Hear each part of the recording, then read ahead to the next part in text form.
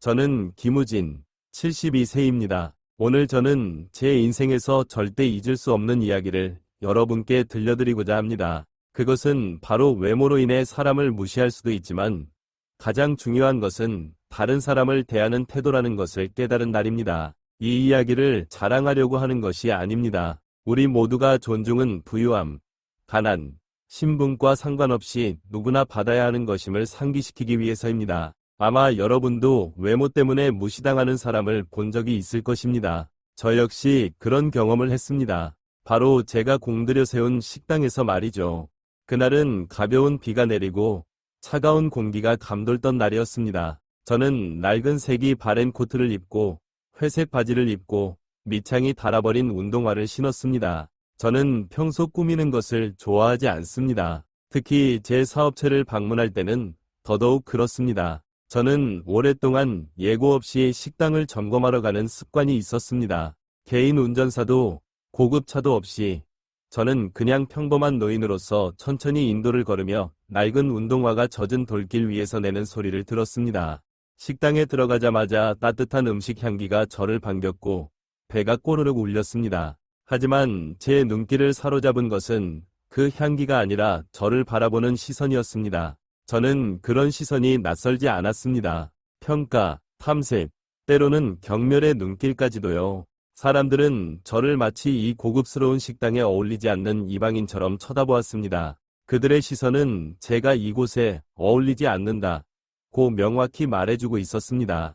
한 20대 초반의 직원이 다가왔습니다. 그는 갈색으로 염색한 머리에 깔끔한 유니폼을 입고 있었지만 표정은 전혀 친절하지 않았습니다. 그는 가슴 앞에 팔짱을 끼고 고개를 갸우뚱하며 저를 위아래로 훑어보았습니다. 그 눈빛은 제가 익숙한 그것이었습니다. 마치 제가 귀찮은 거지에 불과하다는 듯한 눈빛이었죠. 그는 턱을 들며 비웃는 듯한 목소리로 물었습니다.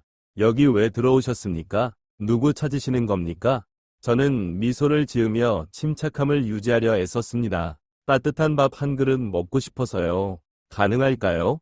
저는 천천히 명확하게 말했습니다. 감정을 잃지 않으려고 노력하면서요. 그는 눈을 치켜뜨며 비웃는 듯한 표정을 지었습니다. 여기 싼 밥 파는 데가 아니에요. 어르신, 싼 밥 먹으려면 저 길가 노점으로 가세요. 여기선 밥 한 그릇만 해도 몇만 원은 할 텐데 그거 내실 수 있어요?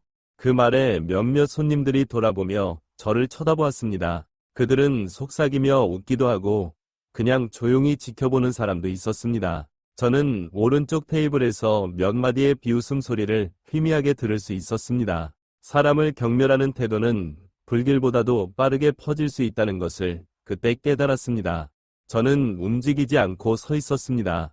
화를 내지도 반박하지도 않았습니다. 그 순간 저는 제가 겪었던 수많은 세월을 떠올렸습니다. 평범한 노동자로 시작해 밤낮 없이 일하며 이 식당 체인을 세운 시간들, 계약서를 작성하며 밤을 지새운 날들, 제로에서 시작해 모든 것을 구축했던 그 나날들을요. 그런데 오늘 제가 세운 식당에서조차 저는 천대받고 있었습니다. 저는 여전히 침착하게 말했습니다. 돈이 있습니다. 그냥 따뜻한 밥 한 그릇이면 됩니다. 하지만 그 직원은 멈추지 않았습니다. 그는 마치 재미있는 농담이라도 들은 것처럼 크게 웃었습니다. 돈요? 하하, 그 말을 못하는 사람이 어디 있어요? 거지들도 자기 돈 많다고 하잖아요. 하지만 죄송하지만 저희는 그런 말을 믿지 않습니다. 저는 그의 눈을 똑바로 쳐다보았습니다. 그때 저는 더 이상 웃지 않았습니다. 제 눈은 차분하면서도 단호하게 그를 응시했습니다. 그는 잠시 당황한 듯했지만 여전히 도전적인 태도를 유지하려 애썼습니다. 아마 그는 제가 아무것도 하지 못할 거라고 생각했을 겁니다. 팔기 싫으면 그냥 솔직히 말하세요. 그렇게 불친절한 태도로 대할 필요는 없습니다. 저는 평온하지만 어딘가 단호한 목소리로 말했습니다. 그 목소리에는 무언가가 담겨 있었고 그로 인해 근처의 몇몇 손님들이 식사를 멈추고 저를 바라보았습니다. 저는 화내는 것을 좋아하지 않습니다. 젊었을 때부터 저는 인내하는 법을 배웠습니다. 저는 감정을 통제하지 못하는 사람은 리더가 될 자격이 없다고 생각했습니다. 하지만 이번에는 제 안에서 무언가가 올라오는 것을 느꼈습니다. 그것은 쓰라림과 함께 목이 메는 듯한 감정이었습니다. 그러나 그 직원은 여전히 멈추지 않았습니다. 어르신이 뭔데 저한테 명령을 해요? 자기 자신이 그렇게 대단한 사람이라고 생각하세요? 자기 모습을 다시 한번 보세요. 남들에게 불쾌함을 주지 않으려면요. 그는 마치 제 마음속에 깊이 새기려는 듯 단어 하나하나를 강하게 말했습니다. 저는 깊이 숨을 들이마셨습니다. 제 심장은 느리지만 강하게 뛰고 있었습니다. 저는 화를 내지도 소리를 지르지도 않았습니다. 대신 저는 그를 바라보며 단호하게 말했습니다. 제 얼굴을 잘 기억하세요. 아마도 이곳에서 그 자리에 있는 것은 오늘이 마지막일 테니까요. 그렇게 말한 뒤 저는 창가 근처의 테이블로 걸어가 앉았습니다. 저는 아무것도 요구하지 않았습니다. 그저 조용히 앉아 있었습니다. 직원들, 관리자들, 그리고 손님들의 모든 행동과 표정을 차분히 관찰하며 말이죠. 저는 알고 있었습니다. 이곳에서 곧 하나의 교훈이 펼쳐질 것이란 것을요. 그것은 그 직원뿐만 아니라 오늘 식당에 있는 모든 사람들에게 해당되는 교훈이었습니다. 아마도 그 순간 방 안에 있는 사람들 중 누구도 제가 이 공간에서 가장 강력한 권한을 가진 사람이라는 것을 알지 못했을 것입니다. 하지만 그들은 곧 알게 될 것입니다. 나는 창가 근처의 테이블에 조용히 앉아 주위를 묵묵히 관찰하고 있었다. 내 앞에는 커다란 유리창이 있었고 그 너머로 보이는 풍경은 빗방울이 유리에 톡톡 떨어지며 안개처럼 흐릿했다. 그러나 실내의 분위기는 그와 대조적으로 어느 때보다 뜨거웠다. 젊은 종업원은 여전히 프런트 데스크 근처에 팔짱을 낀 채 서 있었고 가끔씩 나를 불쾌한 표정으로 힐끗 쳐다보았다. 그는 다른 직원과 웃으며 이야기하다가 내가 들을 수 있을 정도로 큰 소리로 말했다.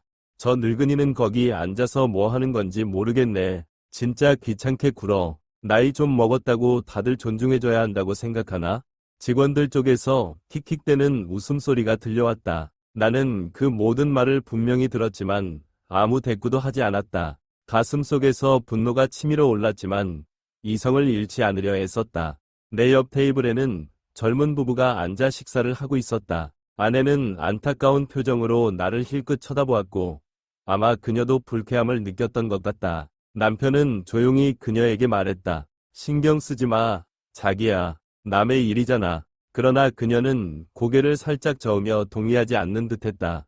15분이 흘렀다. 아무도 내가 무엇을 주문하고 싶은지 묻지 않았다. 어떤 직원도 내 테이블에 다가오지 않았다. 나는 손가락으로 테이블을 가볍게 두드리며 침착하려 했었다. 참아야 한다. 우진아. 참아야 해. 나는 스스로에게 말했다. 그러나 인간의 인내심에도 한계가 있다. 나는 자리에서 일어나 프런트 데스크 쪽으로 걸어갔다. 그 젊은 종업원은 도전적인 표정으로 나를 쏘아보았다. 그는 길을 비켜주지도 않았고 고개를 숙여 인사하지도 않았다. 대신 그는 반쯤 비웃는 듯한 미소를 지으며 내가 무엇을 할지 기다리는 것처럼 보였다. 저기요. 나는 천천히 낮고 차분한 목소리로 말했다. 나는 15분 넘게 기다렸습니다. 아무도 나에게 필요한 것이 무엇인지 묻지 않았어요. 여기선 노인이 주문하는 게 금지라도 되어 있습니까? 그는 어깨를 으쓱하며 비꼬는 말투로 대답했다. 어르신이 뭘 그렇게 요구하시는 거예요? 여기선 귀찮게 구는 사람들 상대할 시간이 없거든요. 나는 그를 깊고 무거운 눈빛으로 바라보았다. 내 말투는 여전히 부드러웠지만 이번에는 한 단어 한 단어가 칼날처럼 날카로웠다. 방금 뭐라고 했죠? 다시 한번 말해보세요. 그는 약간 주춤했지만 여전히 오만한 태도를 유지하려 했다. 내가 말했잖아요. 돈도 없으면서 여기서 이러고 있을 거면 나가세요. 여기선 귀찮게 구는 사람은 받지 않거든요. 주변은 갑자기 조용해졌다. 모든 시선이 우리에게 쏠렸다. 웃음소리도 속삭임도 사라졌다. 손님들은 식사를 멈췄고 직원들 역시 일을 멈췄다. 모두가 이 대화를 지켜보고 있었다. 옆 테이블에 앉아있던 나이든 여성이 한숨을 쉬며 고개를 저었다. 그녀는 분명 불쾌한 기색을 내비쳤다. 나는 희미하게 웃었다. 그러나 그 미소는 조금의 즐거움도 담겨있지 않았다. 젊은이, 나이든 사람을 경멸할 때 당신은 자신의 품위도 함께 떨어뜨리고 있다는 생각을 해본 적 있나요? 그는 잠시 얼어붙었지만 곧 비웃는 웃음을 터뜨렸다. 지금 나를 훈계하려는 건가요? 죄송하지만 나는 누가 내 삶을 가르치려 드는 걸 원치 않습니다. 그리고 당신, 주문할 게 없으면 나가주세요. 나는 한 발짝 뒤로 물러나 팔짱을 꼈다. 이제 내 마음은 더 이상 평온하지 않았다. 분노는 점점 타오르고 있었지만 그것은 폭발적인 분노가 아니라 점점 커지는 은은한 불꽃 같았다. 나는 낮고 단호한 목소리로 천천히 말했다. 그래요. 당신이 이 자리에 설 자격이 있다고 확신하나요? 지금 저를 협박하는 건가요? 그는 눈썹을 치켜세우며 도전적인 표정을 지었다. 아니요. 협박하는 게 아니에요. 단지 마지막 기회를 주고 있을 뿐입니다. 나는 그의 시선을 피하고 주변의 손님들을 돌아보았다. 한 사람 한 사람의 눈을 마주치며 이것이 나만의 문제가 아니라는 것을 알리고 싶었다. 여기서 누구든 이런 대우를 받을 수 있습니다. 오늘은 나였지만 내일은 여러분 중 누군가일 수도 있습니다. 우리가 다른 사람에게 무시당하는 것을 허락한다면 그것은 스스로를 무시하는 것과 다름없습니다. 내 말은 정막 속에서 울려 퍼졌다. 나는 이곳에 앉아있는 모든 손님이 그 의미를 곰곰이 생각하고 있다는 것을 알 수 있었다. 관리자는 어디 있나요? 나는 큰 소리로 물었다. 몇몇 직원들이 머뭇거리며 서로를 쳐다보았다. 부엌 쪽에서 중년의 남자가 걸어 나왔다. 그의 정장은 여전히 말끔했고 머리는 단정히 빗겨져 있었다. 그는 나를 보자마자 잠시 멈칫하며 뭔가를 알아차린 듯한 표정을 지었다. 그러나 인사를 건네는 대신 나를 힐끗 쳐다보며 불쾌한 눈빛을 보냈다. 무슨 일이죠? 너무 시끄럽잖아요. 관리자가 거만하게 말했다. 나는 15분 동안 기다렸습니다. 그런데 아무도 나에게 무엇을 원하는지 물어보지 않았습니다. 나는 단호한 목소리로 말했다. 당신의 직원은 나를 거지 취급했어요. 이 문제에 대해 어떻게 생각하시나요? 관리자는 나를 쳐다보았다가 종업원 쪽으로 시선을 옮겼다. 그의 얼굴에는 불쾌한 기색이 스쳤지만 곧바로 손을 휘저으며 귀찮다는 듯 말했다.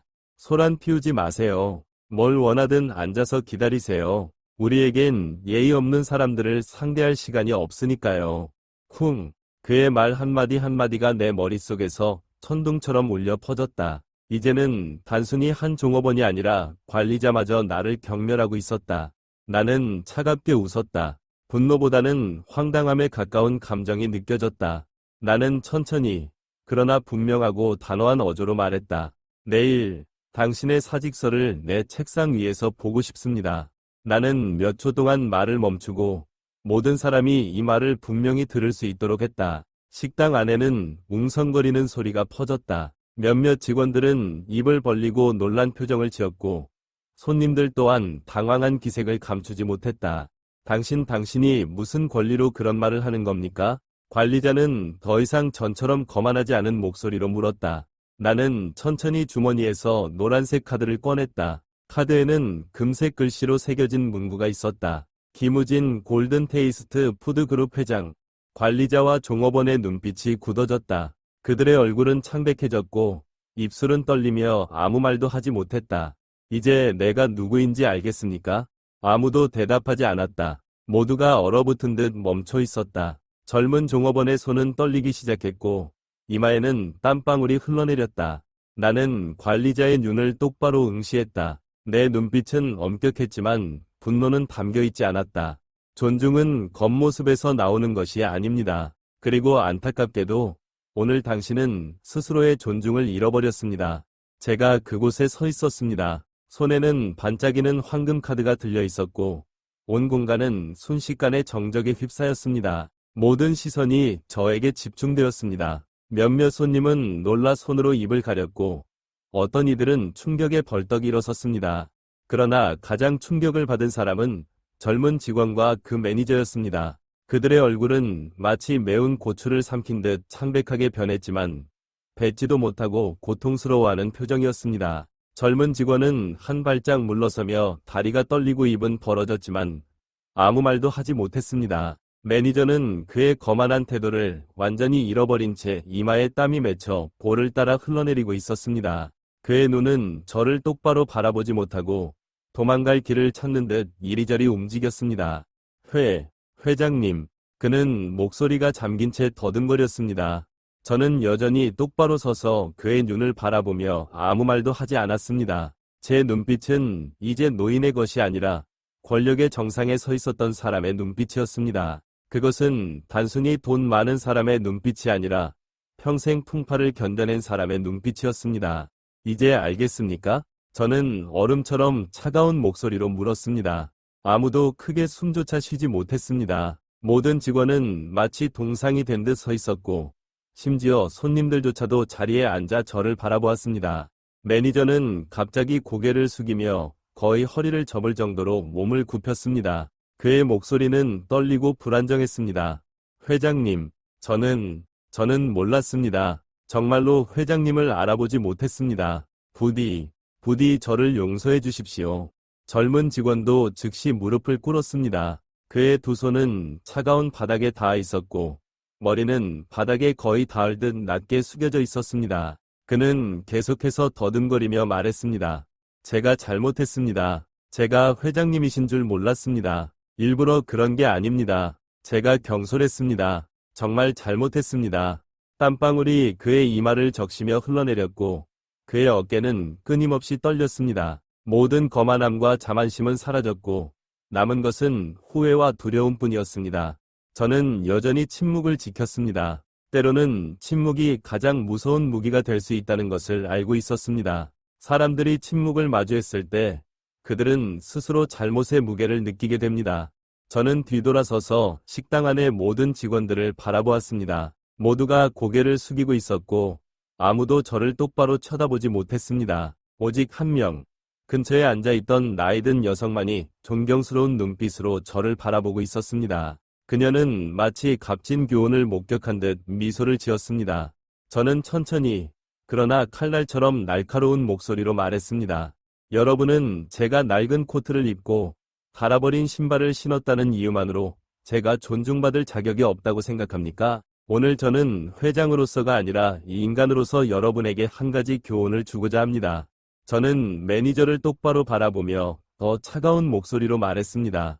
고객을 존중할 줄 모르는 리더는 관리자의 자격이 없습니다. 매니저는 그 말을 듣고 몸을 부르르 떨며 마치 누군가에게 강한 뺨을 맞은 듯 했습니다. 그는 서둘러 무릎을 꿇고 두 손을 모아 머리를 깊게 숙였습니다. 회장님, 부디 저를 내쫓지 말아주십시오. 저는 가족이 있습니다. 어린 자식들도 있습니다. 부디, 제발 한 번만 더 기회를 주십시오. 저는 반드시 변하겠습니다. 변하겠다고 약속드립니다. 저는 눈살을 찌푸리며 그를 차갑게 바라보았습니다. 오늘 여러분이 무시한 사람이 정말 가난한 노인이었다면 당신은 지금처럼 무릎을 꿇고 있겠습니까? 아니면 계속해서 그를 짓밟으려 했겠습니까? 저에게 사과하는 이유가 제가 회장이라서라면 그건 진정한 사과가 아닙니다. 당신 자신의 가치를 잃은 것에 대해 사과하십시오. 제 말은 마치 천둥처럼 식당 안에 울려 퍼졌습니다. 모든 공간은 다시 한번 깊은 침묵에 잠겼습니다. 아무도 움직이지 않았습니다. 매니저는 고개를 들며 눈물을 글썽거렸습니다. 그는 입술을 깨물더니 더 낮게 몸을 숙이고 바닥에 이마를 대며 흐느꼈습니다. 제가 잘못했습니다. 회장님, 정말 잘못했습니다. 부디 한 번만 기회를 주십시오. 저는 몇 초 동안 더 침묵했습니다. 사실 저는 누군가의 경력을 파괴하고 싶지 않았습니다. 누구나 실수를 할 수 있습니다. 하지만 그들에게 교훈을 주지 않으면 그들은 결코 그것을 기억하지 못할 것입니다. 저는 근처에서 무릎을 꿇고 있던 젊은 직원을 바라보았습니다. 그는 고개를 들며 눈이 빨갛게 부어오른 채 간절한 목소리로 말했습니다. 저도 잘못했습니다. 제가 교만했고 제가 무례했습니다. 저를 용서해 주십시오. 앞으로는 모든 고객을 잘 대하겠습니다. 저는 그를 한참 동안 바라보며 그에게 말했습니다. 말에는 행동이 따르지 않으면 안 된다는 것을 깨닫게 하려 했습니다. 정말로 잘못을 고치고 싶다면 내일부터는 모든 고객을 부모님처럼 대하십시오. 그들이 회장임을 알게 된 뒤에야 무릎을 꿇는 일이 없도록 하십시오. 그는 흐느끼며 고개를 끄덕였습니다. 평생 기억하겠습니다. 절대 잊지 않겠습니다. 저는 매니저 앞으로 다가가 몸을 조금 낮췄습니다. 그의 얼굴은 이미 눈물과 땀으로 흠뻑 젖어 있었습니다. 당신은 관리직을 몇 년이나 했습니까? 제가 물었습니다. 예, 8년입니다. 그렇다면 8년은 당신이 사람들을 어떻게 대해야 할지 배울 수 있는 충분한 시간입니다. 하지만 당신은 아직도 그 교훈을 배우지 못한 것 같군요. 매니저는 고개를 숙이며 침묵했고 그의 어깨는 떨리고 있었습니다. 저는 깊이 한숨을 쉬었습니다. 밖에서는 여전히 비가 내리고 있었습니다. 작고 끊임없이 내리는 빗방울은 지금 제 마음과도 같았습니다. 당신을 해고하지는 않겠습니다. 하지만 또다시 이런 일이 생긴다면 그때는 용서를 기대하지 마십시오. 매니저는 고개를 번쩍 들며 눈물로 젖은 얼굴로 머리를 숙였습니다. 그는 바닥에 이마를 3번이나 부딪혔습니다. 감사합니다. 회장님, 감사합니다. 저는 젊은 직원을 마지막으로 바라보며 말했습니다. 다른 사람을 존중하는 법을 배우십시오. 오늘의 교훈을 절대 잊지 마십시오. 그는 고개를 끄덕이며 두 눈이 울음으로 부어오른 채로 마치 잘못을 저지른 아이처럼 보였습니다. 저는 몸을 돌려 문 쪽으로 걸어갔습니다. 문이 열리자 빗속에서 불어오는 차가운 공기가 식당 안의 답답한 공기를 몰아냈습니다. 제 뒤에서 한 목소리가 들려왔습니다. 회장님, 차를 준비해 드릴까요? 저는 고개를 돌리지 않은 채 조용히 대답했습니다. 그럴 필요 없습니다. 나는 걷고 싶습니다. 때로는 천천히 걷는 것이 중요하지만 고개를 들고 걷는 것을 잊지 않아야 합니다. 저는 뒤에서 들려오는 목소리들을 뒤로 한 채 식당을 나섰습니다. 제 발걸음은 가벼우면서도 결단력이 있었습니다. 저는 그들에게 교훈을 주었습니다. 그리고 때로는 그런 교훈이 1000마디 사과보다 더 값질 수 있습니다. 비는 여전히 처마 위로 가늘게 떨어지고 있었다. 떨어지는 빗방울은 보도 위에 작은 원형을 만들며 서서히 퍼져갔다. 나는 천천히 걸었다. 달아해진 구두 밑창이 젖은 길바닥에 닿을 때마다 딱, 딱 하는 일정한 소리가 울렸다. 이 순간 나는 뒤돌아보지 않았다. 보지 않아도 내 등 뒤에 가득한 후회와 두려움의 시선을 느낄 수 있었다. 하지만 마음은 가벼워지지 않았다. 많은 사람들에게는 자신을 무시한 자에게 한 수 가르쳐주는 것, 이 큰 만족을 줄 수도 있을 것이다. 그러나 나에게는 그것이 아무 의미도 없었다. 내가 평생 동안 침착함을 유지할 수 있었던 이유는 분노가 타인뿐 아니라 자신까지도 파괴할 수 있다는 것을 알고 있었기 때문이다. 하지만 오늘 수년 만에 나는 처음으로 침묵을 지킬 수 없었다. 그리고 어쩌면 그들은 교훈을 필요로 했을 것이다.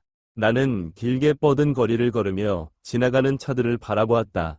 경적 소리, 빗소리, 그리고 도시 속 사람들의 분주한 소리가 들렸지만 나는 아무것도 들리지 않았다. 내 머릿속에는 단지 메아리처럼 반복되는 목소리뿐이었다. 젊은 직원의 오만한 말투와 관리자의 거만한 태도였다.